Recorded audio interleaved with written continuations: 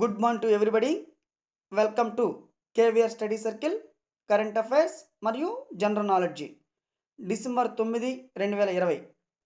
మొదటి అంశం, అంతర్జాతీయ అవినీతి నిరోధక దినోత్సవం ఎప్పుడు జరుపుకుంటాం? డిసెంబర్ 9. ప్రపంచంలో అనేక దేశాలు ఎదుర్కొన్నటువంటి ప్రధాన సమస్య అవినీతి. దానిని నిర్మూలించడానికి యుఎన్ఓ, యునైటెడ్ నేషన్స్ ఆర్గనైజేషన్, ఐక్యరాజ్య సమితి సర్వసభ్య సమావేశం 2003 అక్టోబర్ 31న అవినీతికి వ్యతిరేకంగా ఒక సదస్సుని నిర్వహించింది. అవినీతి నిర్మూలన గురించి అవగాహన పెంచడానికి, అవినీతిని సమర్థవంతంగా నిరోధించడానికి ప్రతి సంవత్సరం డిసెంబర్ 9వ తేదీన అవినీతి నిర్మూలన దినోత్సవం జరుపుకోవాలని యుఎన్ఓ నిర్ణయించింది. ఆ సర్వసభ సమావేశంలో యుఎన్ఓ నిర్ణయించింది. సో ఇది ఎప్పటి నుంచి అమల్లోకి వచ్చిందంటే 2005 నుంచి అమల్లోకి వచ్చింది. 2005 నుంచి ప్రతి సంవత్సరం డిసెంబర్ 9వ తేదీన మనం అంతర్జాతీయ అవినీతి నిర్మూలన దినోత్సవం జరుపుకోవడం జరుగుతుంది.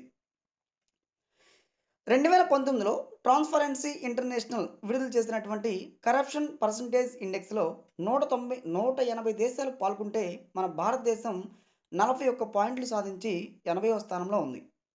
మొదటి స్థానం డెన్మార్క్ 87%, న్యూజిలాండ్ మొదటి స్థానం 87%, రెండు కూడా 87%తో మొదటి స్థానంలో ఉండడం జరిగింది.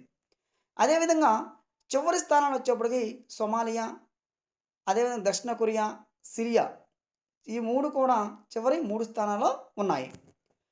Transparency international India local circles నిర్వహించినటువంటి ఇండియన్ కరప్షన్ సర్వే 2019 ప్రకారం 2018లో 58% కరప్షన్ ఉంటే 2019లో అది 51%కి తగ్గింది. రాజస్థాను 78%తో భారతదేశంలో మొదటి స్థానంలో ఉంటే బీహారు 75%తో రెండో స్థానము, మరియు ఉత్తరప్రదేశ్, జార్ఖండ్ 74%తో మూడో స్థానంలో ఉండడం జరిగింది. కేరళ 10%తో అతి తక్కువ అవినీతి రాష్ట్రంగా ఉంది. ప్రతి సంవత్సరానికి దేశంలో అవినీతి ద్వారా ప్రజలు కోల్పోతున్నటువంటి ఆదాయం 222 కోట్లుగా ఉంది. అయితే చూడండి మిత్రమా, కేరళ 10%. చూడండి, కేరళలో ఒక చిన్న రాష్ట్రం అయినప్పటికీ అది ఎడ్యుకేషన్ పరంగా, అంటే అక్కడ ఎడ్యుకేషన్ ఎక్కువ ఉంది కాబట్టి అవినీతి అనేది తక్కువ జరుగుతుంది. 2020లో కేరళ బంగారం స్మగ్లింగ్ కుంభకోణం దేశంలో అవినీతి నిర్మూలనకు ప్రభుత్వం అనేక ప్రయత్నాలు చేస్తుంది. దేశంలో అవినీతి నిర్మూలనకు ప్రభుత్వం చేపడుతున్నటువంటి చట్టాలు ఏంటంటే, ఒకటి సెంట్రల్ విజిలెన్స్ కమిషన్ ఏర్పాటు, సమాచార హక్కు చట్టం 2005, అవినీతి నిరోధక చట్టం, న్యాయమూర్తుల చట్టం, లోక్పాల్ లోకయుక్త చట్టం 2013, whistle blowers protection act 2011, mini laundering నిరోధక చట్టము, అదేవిధంగా బినామీ లావాదేవీలు నిషేధించే చట్టము, ప్రత్యేక న్యాయస్థానాలను స్థాపించడము మొదలైనటువంటి అనేక చట్టాలను ప్రభుత్వం తీసుకురావడంతో కొంత మేరకు అవినీతి అనేది తగ్గుతుంది. సో అవినీతి అనేది మనం నిర్మూలించాలి, కరప్షన్ అనేది నిర్మూలించాలి. రెండవ అంశం, ఖేలో ఇండియా కేంద్రాలతో మాజీలకు ఉపాధి అంటున్నాడు కేంద్ర క్రీడల శాఖ మంత్రి కిరణ్ రిజిజు. ఖేలో ఇండియా కేంద్రాలతో మాజీలకు ఉపాధి ఎవరంటున్నారంటే కేంద్ర క్రీడల శాఖ మంత్రి కిరణ్ రిజిజు అంటున్నాడు. అంటే ఒలింపిక్స్లో పథకాలను సాధించాలటువంటి లక్ష్యంతో మాజీ క్రీడాకారులను బరిలోకి దింపి 1000 ఖేలో ఇండియా కేంద్రాలను ఏర్పాటు చేయాలనుకుంటున్నారు. ఎందుకంటే మాజీ క్రీడాకారులకి కొంత క్రీడల పట్ల అవగాహన కలిగి ఉంటుంది కాబట్టి వాళ్ళకు కూడా కొంత ఉపాధి కల్పించినట్టు ఉంటుంది కాబట్టి, సో ఆ మాజీ క్రీడాకారులను రంగంలో దించి ఒలింపిక్స్లో పథకాలను సాధించాలన్న లక్ష్యంతో ఒక గోల్ను పెట్టుకున్నారన్నమాట కేంద్ర ప్రభుత్వం. ఇది ఎప్పుడు ప్రకటించారంటే ఫిక్కీ 10వ గ్లోబల్ సమ్మిట్లో కిరణ్ రిజిజు ఈ ప్రకటన చేశారు. ఫిక్కీ అధ్యక్షురాలు ఎవరంటే సంగీతా రెడ్డి. ఫిక్కీ. మూడో అంశం, ఎల్వి ప్రసాద్ ఐ ఇన్స్టిట్యూట్కు ది గ్రీన్బెర్గ్ ప్రైజ్. అంధత్వ నివారణకు కృషి చేస్తున్నందుకు గాను హైదరాబాద్లోనే డాక్టర్ ఎల్వి ప్రసాద్ ఇన్స్టిట్యూట్కు ప్రతిష్టాత్మక ది గ్రీన్బెర్గ్ ఇన్ బ్లైండ్నెస్ 2020 అంతర్జాతీయ అవార్డు ఎంపికైంది. సో ఏంటి ది గ్రీన్బర్గ్ ఇన్ బ్లైండ్నెస్ 2020 అంతర్జాతీయ అవార్డుకు ఎంపికైనటువంటి LV Prasad eye institute.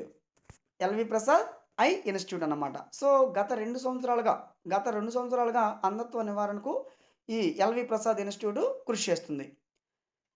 So LV Prasad institute యొక్క వ్యవస్థాపకులు ఎవరంటే డాక్టర్ గుళ్ళపల్లి ఎన్ రావు గారు. ఎప్పటి నుంచి ఈ అవార్డుని ఇస్తున్నారు? 2012 నుంచి. ఎందుకు ఈ అవార్డును ప్రవేశపెట్టారంటే 19వ ఏట కంటి చూపు కోల్పోయినటువంటి సాన్ఫోర్డ్ గ్రీన్బెర్గ్ ఆయన భార్య సుసాన్ అంధత్వ నిర్మూలనకు ఇన్ బ్లైండ్నెస్ ఉద్యమాన్ని చేపట్టారు. ఓకే. అదేవిధంగా మూడవ అంశం యుఏఈ సౌదీ అరేబియాలో తొలిసారి భారత సైన్యాధికారి పర్యటన. యుఏఈ యునైటెడ్ అరబ్స్ ఎమిరేట్ మరియు సౌదీ అరేబియా రెండు కూడా గల్ఫ్ కంట్రీస్. భారత సైన్యాధిపతి general MM Naravane, Manoj Mukund Naravane united Arab emirates Saudi అరేబియాలో 6 రోజుల పాటు, మోస్ట్ ఇంపార్టెంట్, ఎన్ని రోజులు పర్యటనకు వెళ్ళారు?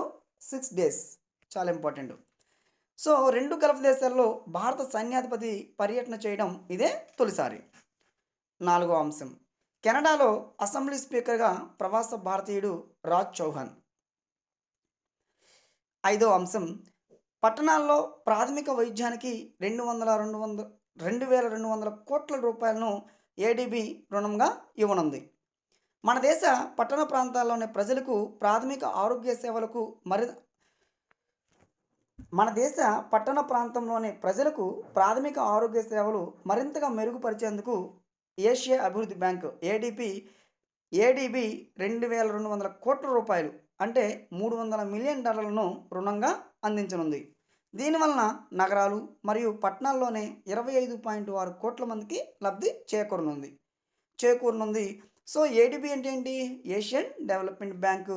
దీన్ని ఎప్పుడు ఏర్పాటు చేశారు? 1966 డిసెంబర్ 19వ తేదీన. దీనిలో సభ్య దేశాలు ఎన్ని ఉన్నాయి? మోస్ట్ ఇంపార్టెంట్, ఏడీబీలోని సభ్య దేశాల సంఖ్య మోస్ట్ ఇంపార్టెంట్ 68. దీని యొక్క అధ్యక్షుడు ఎవరు?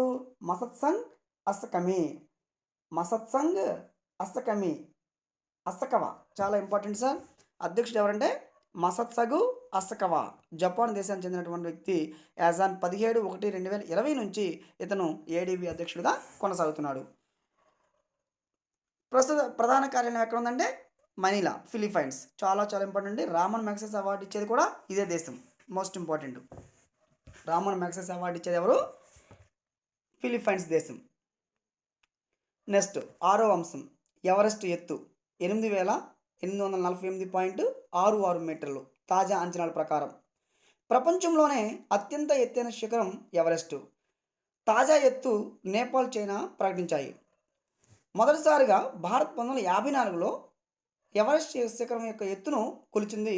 అప్పుడు ఎంత ఉందంటే 8,848 మీటర్లు ఉంది. అయితే ప్రస్తుతం దాని ఎత్తు ఎంత ఉందంటే 86 సెంటీమీటర్లు పెరిగింది. సో 86 సెంటీమీటర్లు పెరిగి 8,848.66 మీటర్లుగా ఉంది. మరి ఈ ఎవరెస్ట్ శిఖరాన్ని ఎందుకు ఎత్తు కొలవాల్సి వచ్చిందంటే 2015లో నేపాల్లో వచ్చినటువంటి భారీ భూకంపం వల్ల ఒకవేళ ఎత్తు తగ్గిపోయిందేమో అనేటువంటి అంశం మీద ఈ నేపాల్ ఏం చేసిందంటే చైనా యొక్క సహకారం తీసుకుంది. చైనా సహకారం తీసుకుని 2015 నుంచి దీన్ని కొలవాలి, ఏంటి ఎవరెస్ట్ శిఖరాన్ని ఎత్తును కొలవాలి అనేటువంటి ఒక సంకల్పంతో చైనా సహకారం తీసుకుని ఈ మధ్య దీని యొక్క వివరాలను తెలియజేసింది. సో 2020లో దీని ప్రకారం 8,848.66 మీటర్లు. ఇంపార్టెంట్. మరి పెరగడానికి గల కారణం ఏంటి? భూగర్భంలోనే ఫలకాల సంఘర్షణ నేపథ్యంలో హిమాలయాలు పెరుగుతూ వస్తున్నాయంట. సో ఓకేనా, భూగర్భంలోనే ఫలకాల సంఘర్షణ నేపథ్యంలో హిమాలయాలు పెరుగుతూ వస్తున్నాయంట అని అన్నారు అని చైనా తెలియజేస్తుంది అన్నమాట. సో ఎవరెస్ట్ పర్వతం ఏ దేశంలో ఉందంటే నేపాల్లో ఉంది ఎవరెస్ట్ పర్వతం. సో పర్వతాల గురించి అధ్యయనం చేసే శాస్త్రాన్ని ఏమంటారు? ఓరాలజీ అంటారు. పర్వతాల గురించి అధ్యయనం చేసే శాస్త్రాన్ని ఏమంటారు? ఓరాలజీ అంటారు. ఎవరెస్ట్ పర్వతం ఏ దేశంలో ఉందంటే నేపాల్‌లో ఉంది. నేపాల్ భాషలో ఈ ఎవరెస్ట్ శిఖరాన్ని సాగరమాత అంటారు. మరియు ఈ పర్వతాన్ని గౌరీ శంకర్ శిఖరం అని కూడా అంటారు. చాలా ఇంపార్టెంట్. హిమాలయ పర్వతాలు ఎవరెస్ట్ శిఖరం అనేది చాలా చాలా ఇంపార్టెంట్. ఎవరెస్ట్ శిఖరం హైట్ ఎంత? 8848.66 మీటర్లు. ఏడో అంశం. American association for advancement sciences ఆస్ 2020 సంవత్సరానికి ప్రకటించిన ప్రముఖ అంతర్జాతీయ శాస్త్రవేత్తల జాబితాలో చోటు సంపాదించిన Asian institute of gastroenterology chairman ఎవరు? American association for advancement of sciences ఆస్ 2020 సంవత్సరానికి ప్రకటించినటువంటి ప్రముఖ అంతర్జాతీయ శాస్త్రవేత్తల జాబితాలో చోటు సంపాదించినటువంటి Asian institute of gastroenterology chairman ఎవరంటే doctor D Nageshwara Reddy. Doctor D Nageshwara Reddy గత 50 ఏళ్లలో భారతీయ డాక్టర్ ఇలాంటి ఫెలోషిప్ పొందడం అనేది మొట్టమొదటిసారి. చాలా చాలా గొప్పతనం కదా మరి. ఎందుకు ఇస్తున్నారు ఇతనికి? గ్యాస్ట్రో ఎంట్రాలజీలో గ్యాస్ట్రో ఎంట్రాలజీ విభాగంలో ఆయన చేసినటువంటి అనేక నూతన ఆవిష్కరణల గుర్తింపుగా ఇతనికి ఈ అవార్డు ఇవ్వడం జరుగుతుంది. క్లోమగ్రంథి సంబంధిత వ్యాధులను నయం చేసేందుకు ఆయన ఆవిష్కరించినటువంటి Nagi stent most important sir. Nagi stent అనేది దేనికి సంబంధించిన అంటే క్లోమగ్రంథి సంబంధిత వ్యాధులకు న్యాయం చేసేందుకు ఆయన ఆవిష్కరించినటువంటి నాగి స్టంట్ చాలా చాలా ఇంపార్టెంట్. క్లోమగ్రంథి సంబంధిత వ్యాధులను నయం చేసేందుకు ఆయన ఆవిష్కరించినటువంటిది ఏంటంటే నాగి స్టంట్. గ్రహీతకు ఏమిస్తారంటే అధికారిక ధృవీకరణ పత్రము, బంగారం, నీలం రంగులో మెడల్స్ ప్రదానం చేస్తారు. మరి గతంలో ఈ విధంగా గుర్తింపు పొందిన వారు ఎవరైనా ఉన్నారంటే ఉన్నారు. థామస్ ఆల్వా ఎడిసన్ 1878లో ఉన్నారు. అతను మనందరికీ తెలుసు థామస్ ఆల్వా ఎడిసన్ ఏం కనిపెట్టాడో, బల్బు. అదేవిధంగా డిడబ్ల్యూఆర్ డుబోయిస్ వచ్చేటప్పటికి అతను వచ్చేటప్పటికి సాంఘిక శాస్త్రవేత్త. అతనికి 1905లో గుర్తింపు వచ్చింది అవార్డు. అదేవిధంగా గ్రీన్స్ హోపర్ కంప్యూటర్ సైన్స్ శాస్త్రవేత్త 1963లో ఈ అవార్డు రావడం జరిగింది. అదేవిధంగా జెన్నిఫర్ డౌడ్నో, చార్లెస్ రైస్లు కూడా ఈ ఫెలోషిప్కి ఎంపికయ్యారంట. సో చాలా ఇంపార్టెంట్ అండి. ఈ ఫెలోషిప్కి ఎంపికైనటువంటి వీళ్ళు జెన్నిఫర్ డౌడ్నా మరియు చార్లెస్ రైస్. ఈ మధ్య ఎక్కడ ఏమైనా తయారు వీళ్ళు? ఎస్, అవును. ఈ మధ్య వీళ్ళు వార్తల్లోకి ఎక్కారు. ఎందుకు ఎక్కారంటే జెన్నిఫర్ డౌడ్నా అంటే ఎవరు? 2020 సంవత్సరానికి రసాయన రంగంలో నోబెల్ బహుమతి పొందినటువంటి అమెరికన్ శాస్త్రవేత్త. చాలా ఇంపార్టెంట్. జెన్నిఫర్ డౌడ్నా 2020 సంవత్సరానికి ఏ రంగంలో నోబెల్ బహుమతి పొందింది? రసాయన రంగం. Most important. జెన్నిఫర్ డౌడ్నా.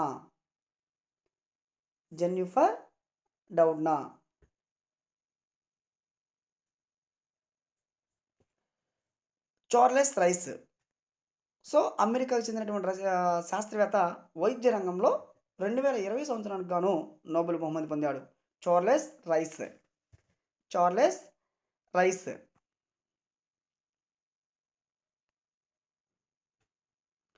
అదేవిధంగా 8వ అంశం. జమ్మూ కాశ్మీర్ లడఖ్ హైకోర్టు ప్రధాన న్యాయమూర్తిగా జస్టిస్ రాజేష్ బిందాల్ నియమితులయ్యారు. జమ్మూ కాశ్మీర్ మరియు లడఖ్ హైకోర్టు ప్రధాన న్యాయమూర్తిగా జస్టిస్ రాజేష్ బిందాల్ నియమితులయ్యారు యాజ్ ఆన్ 9/12/2020 నుంచి. అంటే ఇక్కడ చాలా ఇంపార్టెంట్ అండి. జమ్మూ కాశ్మీర్ లడఖ్ రెండు కూడా కేంద్రపాలిత ప్రాంతాలు. ఈ మధ్యనే ఒక రాష్ట్రాన్ని 2 కేంద్రపాలిత ప్రాంతాలుగా చేశారు. అయితే 2 కేంద్రపాలిత ప్రాంతాలకు హైకోర్టు ప్రధాన న్యాయమూర్తిగా నియమితులైనటువంటి వ్యక్తి ఎవరు? రాజేష్ బిందాల్. ఎప్పటి నుంచి నియమితులయ్యారు? డిసెంబర్ 9, 2020 నుంచి. 2 కేంద్రపాలిత ప్రాంతాలకు ఇంపార్టెంట్. అదేవిధంగా ఎవరి స్థానంలో? గీతా మిట్టల్. మోస్ట్ ఇంపార్టెంట్ అండి. జమ్మూ కాశ్మీర్ చరిత్రలో మొట్టమొదటిసారిగా ఒక మహిళ ప్రధాన న్యాయమూర్తిగా ఎన్నికవడం జస్టిస్ గీతా మిట్టల్ మొదటి వారు. జస్టిస్ గీతా మిట్టల్ హైకోర్టుకి మహిళా ప్రధాన న్యాయమూర్తి చేసినటువంటి ఏకైక మహిళ. అదేవిధంగా మరి హైకోర్టు ప్రధాన న్యాయమూర్తిని ఎవరు నియమిస్తారు? హైకోర్టు ప్రధాన న్యాయమూర్తిని ఎవరు నియమిస్తారంటే రాష్ట్రపతి నియమిస్తాడు. మరి ప్రస్తుతం భారతదేశంలో ఎన్ని హైకోర్టులున్నాయి? 25. మరి ప్రస్తుత హైకోర్టు ప్రధాన న్యాయమూర్తికి జీతం ఎంత? 2,50,000. 2,50,000. హైకోర్టు సాధారణ న్యాయమూర్తికి 2,25,000. మరి సుప్రీంకోర్టు ప్రధాన న్యాయమూర్తి జీతం ఎంత? 2,80,000. మరి మన భారతదేశ ప్రస్తుత సుప్రీంకోర్టు ప్రధాన న్యాయమూర్తి ఎవరు? శరద్ అరవింద్ బాబ్డే. 47వ సుప్రీంకోర్టు ప్రధాన న్యాయమూర్తి శరద్ అరవింద్ బాబ్డే ప్రస్తుతం కొనసాగుతూ ఉన్నారు. మరి బాబీ జిందాల్‌కి వచ్చేటప్పటికి ఇతను 2006లో పంజాబ్ మరియు హర్యానా కోర్టులో న్యాయమూర్తిగా నియమితులు చేశాడంట. అంటే ఏంటి గతంలో రాజేష్ బిందాలు ఎక్కడ పనిచేశాడు? ఏం పనిచేశాడంటే సాధారణ న్యాయమూర్తిగా పనిచేశాడు. ప్రమోషన్ మీద హైకోర్టు ప్రధాన న్యాయమూర్తి అయ్యారు. ఎవరి స్థానంలో? గీతా మిట్టల్ స్థానంలో. చాలా ఇంపార్టెంట్ సార్. మరి ఇక్కడ 2 అంశాలు వచ్చినాయి. ఒకటి కేంద్రపాలిత ప్రాంతాలు, 2 హైకోర్టులు. సో కేంద్రపాలిత ప్రాంతాలు ప్రస్తుతం మన భారతదేశంలో ఎన్ని కేంద్రపాలిత ప్రాంతాలు ఉన్నాయంటే 8 మాత్రమే ఉన్నాయి. Most important. మరి ఎన్ని రాష్ట్రాలు ఉన్నాయి?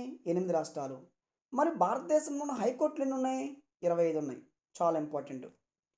ఓకే. తర్వాత సో ఇప్పుడున్నటువంటి కేంద్రపాలిత ప్రాంతాలు 8 ఉన్నాయి. ఏంటి? యాక్చువల్లీ ఫస్ట్‌లో 7 కేంద్రపాలిత ప్రాంతాలు ఉన్నాయి. తర్వాత ఏం చేశారంటే జమ్మూ కాశ్మీర్ రాష్ట్రాన్ని 2 కేంద్రపాలిత ప్రాంతాలుగా చేశారు. అంటే అప్పుడు 9 ఉండాలి. కానీ జనవరి 26, 2020న 2 కేంద్రపాలిత ప్రాంతాలని మెర్జ్ చేశారు. దాద్రా అండ్ నగర్ హవేలీ, డామన్ డయ్యూని మెర్జ్ చేశారు. సో 8 ప్రస్తుతం ఉన్నటువంటి కేంద్రపాలిత ప్రాంతాలన్నీ 8 మాత్రమే. 1 Delhi, 2 Jammu Kashmir, 3 Ladakh, 4 Dadra and Nagar Haveli and Daman Diu, 5 Pondicherry, 6 Chandigarh, 7 Andaman and Nicobar islands, 8 Lakshadweep. Okay. Thank you so much my dear friends for watching. ఇదే విధంగా మీరందరూ కూడా నా ఛానల్ని సబ్స్క్రైబ్ చేసుకోండి. ఇలాంటి అప్డేట్స్ మీకు ఎప్పుడు కూడా నేను అందిస్తాను. ఇన్నోవేటివ్ ఇష్యూస్ అన్నీ కూడా మీకు అందించడానికి నేను ఎప్పుడు రెడీగా ఉంటాను. కరెంట్ అఫైర్స్ అనేది మనం ఎలా ప్రిపేర్ అవ్వాలంటే అక్కడ ఉన్నటువంటి ఒక స్టాక్ అంశాన్ని ఉదాహరణకి మనం అనుకున్నాము హైకోర్టు ప్రధాన న్యాయమూర్తిగా రాజేష్ బిందాలు నియమితులయ్యారు. అసలు హైకోర్టు భారతదేశంలో ఎన్ని హైకోర్టులు ఉంటాయి? 25 హైకోర్టులు ఉంటాయి. తర్వాత హైకోర్టు ప్రధాన న్యాయమూర్తిని ఎవరు నియమిస్తారు? ఒక రాష్ట్రపతి నియమిస్తాడు. హైకోర్టు ప్రధాన న్యాయమూర్తికి జీతం ఎంత? 2,50,000. అదేవిధంగా మళ్ళీ సుప్రీంకోర్టు ప్రధాన న్యాయమూర్తి ఎవరు? శరద్ అరవింద్ బాబ్డే. మరి సుప్రీంకోర్టు ప్రధాన న్యాయమూర్తికి జీతం ఎంత? 2,80,000. అంటే ఏంటి? ఒక అంశాన్ని తీసుకుని ఆ అంశాన్ని మనం డెవలప్ చేసుకుంటూ వెళ్ళడమే నాలెడ్జ్ పొందడం. Okay. Thank you friends. Thank you for watching.